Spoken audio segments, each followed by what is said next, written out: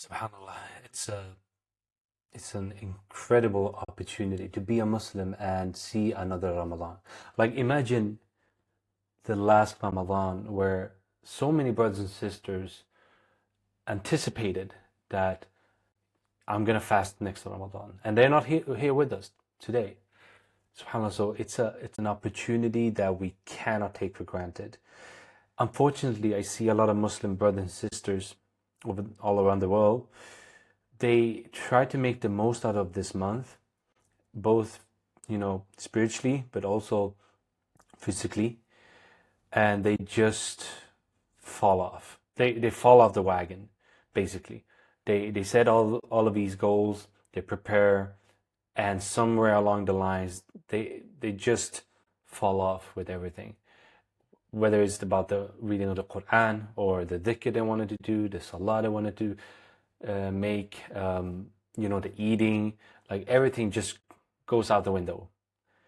And I think it's all about having a proper plan, first of all. And that's why I wanted to make this video, honestly, because, and I wanted like not only to have a plan, but I wanted to make it so simple and easy to understand. So inshallah, this is going to be a very short video, but it's going to be so dense, inshallah, with important stuff. And I wanted to start off with this ayah, where Allah says, Ya kutiba alaykum as-siyam kama kutiba ala alladhina min qablikum la'allakum tattaqun. That where in Surah Al-Baqarah, Allah says, O you who have believed, decreed upon you is fasting, as it was decreed upon those before you, that you may become righteous. SubhanAllah. So this is not a month where we should just feel hungry. It's not a month where we should lose fat. It's not a month where we should feel how the poor have it. All of these are benefits, no doubt, but we should definitely make sure that this is a month where we are getting closer to Allah. So what I wanted to do with this 3-step plan, I know it's a little bit laggy, I don't know why, but inshallah khair, is that, okay, the nutrition, we have the workout and the habits, right?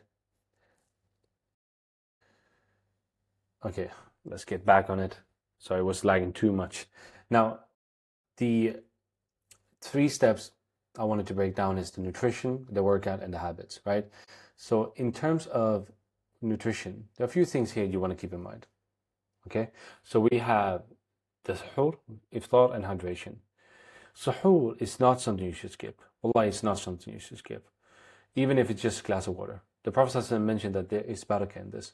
You should see suhoor as a battery charger. You're charging your batteries, getting ready for the day, the upcoming day of fasting.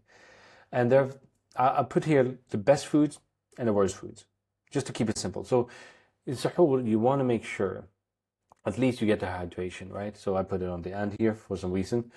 But then you want to get your protein. These 2 things are going to really boost not only your energy, but your recovery. And I think the 3 most difficult things in the Ramadan is going to be sleep, yani recovery, is going to be hydration, is going to be the protein, getting enough protein. Make sure you're not losing muscles. So you have some examples here: egg, Greek yogurt, cottage cheese, chicken or protein shakes, right? And then, if you have the hydration and protein dialed in, that's more than enough. Like this is what I'm going to do. Like I'm going to have a protein shake, something at least drinkable protein, and I'm going to have a bunch of hydration. If I feel like I have appetite, I'm going to get some carbs in terms of dates, right? I'm not that person that can eat oats or stuff like that. If you can do that, that's amazing, because these are slow digestive carbs and have a lot of fiber. So it's going to be really good for your digestion system. You can also have healthy fats. This helps with the sustained energy, but you want to keep, if you want to lose weight, be careful with this. Don't overeat, right? So to make it simple, you can have an oatmeal, and you put some berries in it, you put some nuts, have some dates in it.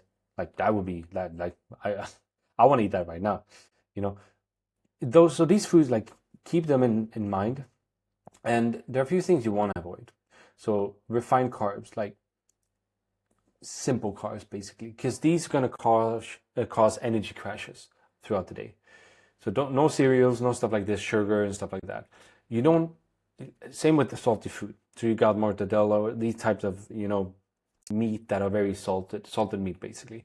Because too much salt is going to lead to dehydration. And caffeine, right? I would recommend to not do caffeine in Ramadan. It's going to mess up your sleep. And that is the most, you know, difficult thing during Ramadan. So excessive caffeine, try to avoid that. Okay?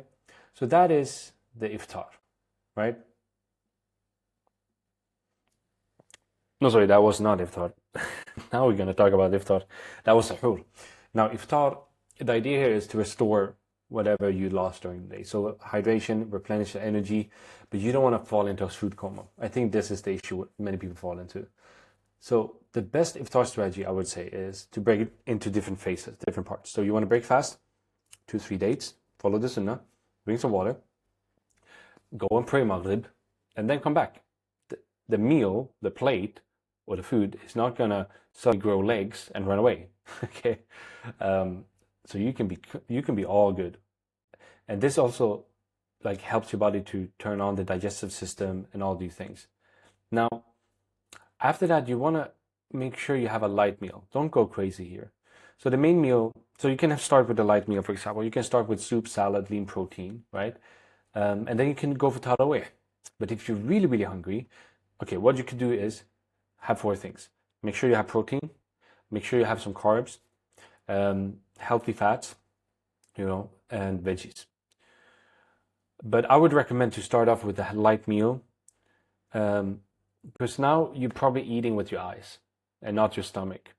So you're going to overeat. You don't want to fall into a food coma. So if you make sure you give your body a chance to first with the dates and the water, and then with the soup and salad and all these things, the lead protein, you're giving the body what it needs, and then when you come back, you can always eat more, but the chances of you overeating is going to be reduced a lot. Now, if you're going to have a iftar, like I would really recommend you to avoid these things. Heavy fried foods, because these gonna like cause a lot of problem with your digestion. Overeating carbs, this is why you get the food coma or the crash, right? And sugary drinks. These gonna dehydrate you a lot. Even though you drink a lot, but a lot of juice, a lot of these, like, keep it limited. Go with water, or even herbal tea or stuff like that. That would be much better, right? And now the last part of the nutrition is hydration. And this is probably the most important part. Staying hydrated is really important. But it's not just water. It's about something called electrolytes. And to keep it simple, electrolytes is basically what your body needs to hydrate you, to hydrate it. So 3 simple things. If you can have a daily water goal, like 2-3 liters between iftar suhoor, great. Make sure to add some Himalayan salt, a lot of electrolytes in that, or electrolyte powder. I would recommend to avoid those because a bunch of other stuff in that. You can squeeze some lemon in for the taste and also for the potassium. But again, avoid these excessive use or whatever consumption of caffeine and sodas. These going to cause a lot of dehydration, which you just have to catch up on. So if you want to have a simple hydration plan, you can screenshot this. So 1-2 glasses at iftar, sip water throughout the night, have a water bottle with you, and have a few glasses before sahur. Each glass, if you can, put a little bit of Himalayan salt or sea salt, right? Not too much, just a little bit, right? So that is basically the smart nutrition you want to lock in. So let's go to step number. And step number 2 is working out. Okay, so I'm just going to give you the working times here. And I want you to make a guess now what working time is the best. I'm going to give you three times, pros and cons, but just make a guess which one is best, and we'll see if you're right, okay? Like a little challenge. And you can see in the corner here, right? I've written down the answer. So you can do pre-iftar, the first one. So this is for Maghrib, half an hour before breaking fast. This is really good. Like if you want to boost your fat loss, make sure you maintain muscles, and you just want to get it, out of your day, and just focus on ibadah, worship, rest of the time. This allows you to refuel immediately after, so this is great. The thing is, the con with this is energy might be lower. obviously, because you're fasting and dehydrated. And you cannot push as much as you could otherwise.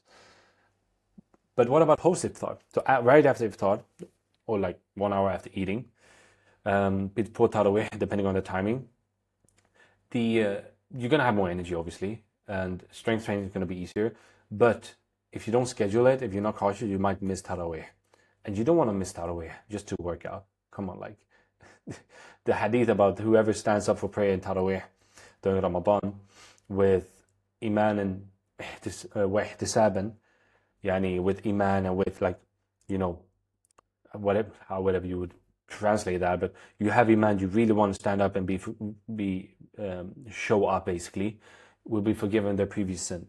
You don't want to skip that. This need to be scheduled well.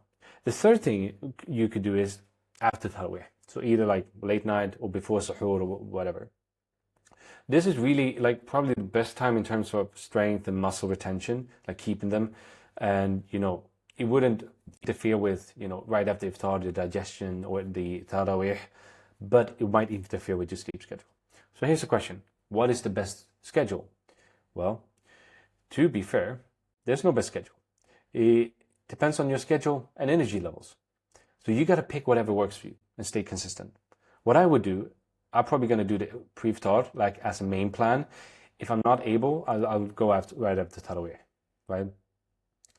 Now, common mistakes people make is this. First one is overtraining. I did this a lot in the beginning. I was like 6 days a week or something. Even though I work out a lot, but I'm used to working out. 3-4 sessions a week is enough, right? And another thing is ignoring protein takes. You're just working out and not caring about what you eat. This is probably going to lead you to lose a lot of muscle or becoming really fatigued, even sick maybe, because your immune system is going to go down because you're working out, and it cannot recover because you're not filling it with protein or doing too much cardio. Honestly, if I were you, I would skip the cardio, like running and stuff. If you want to do it, you can do a slower pace, but like focus on strength training and your like daily, what's called activity, walking and stuff. That would be much better, and it's a gentle way for your body, right? So are you ready for step? All right, sorry, just had a call. I'm using the phone as a camera. Step 3, smart habits. So I want to combine habits here. Like there are a few, so we have the sleeping, obviously, we have the ibadah. So I want to give you a few tips here. Okay, so let's start with the first one. When it comes to, especially for you, those of you who are busy, don't overdo it. It's better you do something small and do it consistently than try to overdo it and it just breaks down. So there are 2 rules here, or 2 methods. You can either do the 2-minute rule or reduce the stakes. You could combine it, but I think it's, just do one. So let's start with the 2-minute rule. For example, you could, instead of aiming to read 1 hour Quran or 10 pages, 20 pages, start with 2 minutes. Set your timer for 2 minutes and just read. And when the 2 minutes are up, either stop and be satisfied with that and know that Allah loves those who are consistent, or loves the consistent action. Now, you probably, at least, few of the times when you do this, you're going to continue to read. All of that's going to be a bonus, right? Which means that you're not going to end Ramadan with a bunch of regrets. Okay, so once you start, the momentum is going to build. You can make it easier, like place your must-have near your bed or wherever you want to read. Have a phone app. This is something I do, or read or listen while commuting. Like keep it a part of your day, right? You can also connect this with existing habits. For example, reading Quran right after Fajr, or the time after, when you're waiting for Tarawih. Do those 2 minutes, right? Now, I'm just using Quran as an example because it's the month of the Quran, where the Quran was sent down. But you could use this for any habits, right? If it's working out, start with 2 minutes. Do a workout for 2 minutes, and it could be like dhikr as well and stuff like that. So use this 2 minute, and you can do multiple 2 minutes things. That's a beautiful thing. You can start with in the morning, 2 minutes of Quran, and then when you feel like it, do another 2 minutes. So you keep it like that. So it's never gonna be like, oh, I cannot 10 pages or like 1 hour. You know what I mean? You're skipping all of that, right? Now use that, the 2 minute rule, reduce the stakes, basically like make it easier, right? Instead of like having to like whatever, what could you call it? One way I do to reduce the stake with the Quran is like mushaf. If I don't have wudu and stuff like that, there's a lot of barriers. I just use a phone app, right? Now for energy, or sorry, for sleep and recovery, there are three things here. Use power nap as much as possible, but don't overdo it. 15 minutes, 20 minutes max. This is going to help you to pay back that sleep debt you just built up, right? Because there are going to be a lot of lost sleep here. For the sleeping schedule, make it consistent. Sleep the same time and wake up the same time every single night, even during Ramadan, right? Don't stay up, don't do these things. Even if it's 4 hours or 6 hours, whatever that might be, if you can get that core sleep, your body's going to get adjusted to it and the quality is going to improve. And then you can just, pay back the debt with a bunch of naps, 1 or 2 naps during the day, right? It can be earlier during the day before Dhuhr. It can be another one after or before Asr, for example, right? Another cool thing is before sleep is make sure you have magnesium hydration. Obviously, like if you're sleeping after the suhoor, make sure to do that before Adhan al-Fajr. This is going to reduce stress and improve deep sleep, right? A few things you want to avoid though is overnapping. Like I said, more than 30 minutes. This is just going to make you feel sluggish, and don't set unrealistic goals. Like with the Quran, like one juz a day. If you have done this previous Ramadans, this is not unrealistic. You have actually done it. But if let's say you've only read 1 page a day before, then say I'm going to read 20, that jump, use the 2 minute rule. And also stay up late for no reason. Obviously, if you want to spend time a little bit with the family, do more ibadah, but be reasonable. Don't overdo it. This is a marathon. Ramadan is truly a marathon, not a sprint. All right? So yeah, that was the 3-step plan.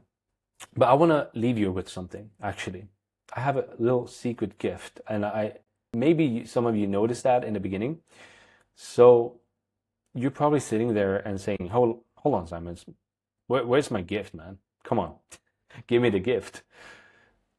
The thing is, I prepared something for you guys this Ramadan.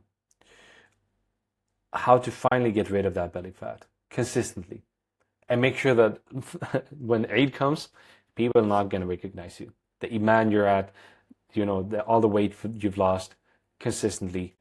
So what I've done is, and you can see how other people have benefited from the things I'm about to share with you, fitness program, meal plan, live coaching to keep you on track. You can see that this is definitely going to help, inshallah. Now, what is it?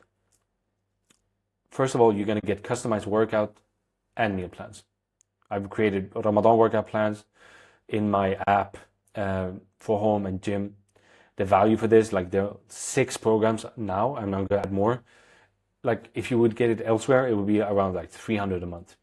Definitely, And not only that, tracking and building stronger Muslim habits or Islamic habits.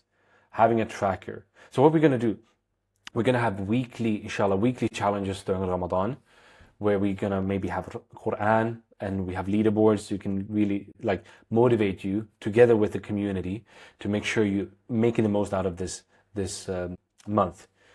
And what is this? Usually you would find group coaching, other places $150 a month, right? And then weekly coaching for faster results. So we're going to have Q&A calls. I'm going to help you out. Whatever question you have, I'll be there. Now, there's going to be multiple calls a week. Just one coaching call, you find elsewhere would be around $50 to $100. We're doing 10 of these at least during the month, if not more, right? So at least $500 a month for this. And not only that, you're going to get exclusive guides on the fitness part, on the faith part, how to burn belly fat with the sunnah and make the Ramadan the best one yet. And you're gonna have access to a bunch of different resources. I only share with my clients.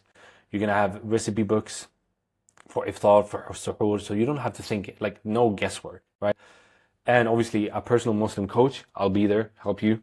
Over half a decade of experience doing this. So I've done a lot of Ramadans doing this. And obviously it's a gender separated community. Alhamdulillah.